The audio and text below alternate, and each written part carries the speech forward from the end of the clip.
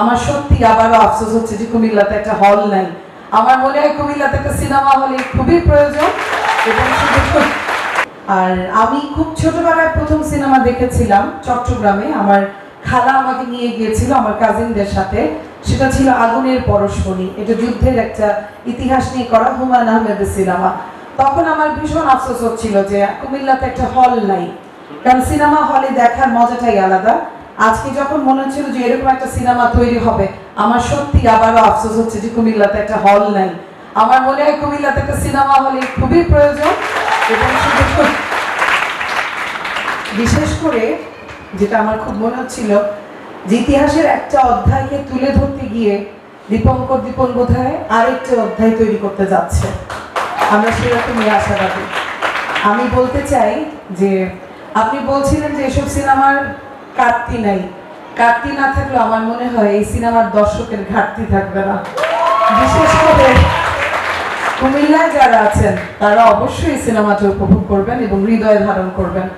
অসংখ্য ধন্যবাদ জানাই। যেভাবে আমার খুব প্রিয় মানুষ শান্তি স্যার বলছিলেন যে একদম ওনারা হচ্ছেন স্থিমিত অস্তনমিত সূর্য। হ্যাঁ, যে সানসেটের সময় যারা আছে, সানরাইজদেরকে আপনি স্যার খুব অ্যাপ্রিসিয়েট করছিলেন। আমার মনে হয় দীপঙ্কর দীপন একই মঞ্চে দুইটা সূর্যকে আনতে পেরেছে।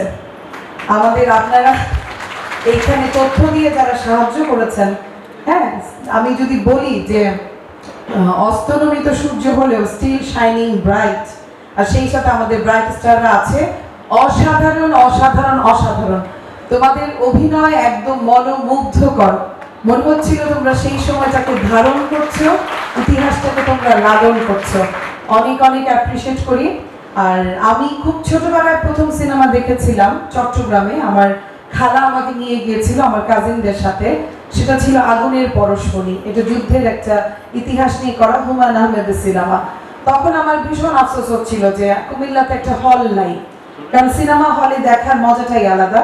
আজকে যখন মনে হচ্ছিল যে এরকম একটা সিনেমা তৈরি হবে, আমার সত্যি আবারও আফসোস হচ্ছে যে কুমিল্লাতে একটা হল নাই। আমার মনে হয় কুমিল্লাতে একটা সিনেমা হলে খুবই প্রয়োজন। এবং কুমিল্লা আমাদের ট্যালেন্ট হান্টে এত ভালো ভালো শিল্পী বের হয়ে আসছে। আমি অবশ্যই তোমাদেরকে অনেক অনেক অভিনন্দন জানাই এবং সেই সাথে আশা করব যে তোমাদের এই সুন্দর যাত্রা সামনে গিয়ে আরো বেশি গর্ব বয়ে আনো কুমিল্লার জন্য। তোমাদেরকে অনেক অনেক অভিনন্দন। এবং এই সিনেমা কিংবা আমাদের এই কুমিল্লার ঐতিহ্যকে রিপ্রেজেন্ট করতে আমার পক্ষ থেকে যতটুকু আপনি আমার সহযোগিতা চান, আমি অবশ্যই আপনার পাশে আছি এবং সবার পাশে আছি। খুব দীর্ঘ বক্তব্যে যাব না। সবার এবং সবার পরিবারের সুস্বাস্থ্য কামনা করি। সবাই সুস্থ থাকবেন, সুন্দর থাকবেন। জয় বাংলা, জয় বঙ্গবন্ধু।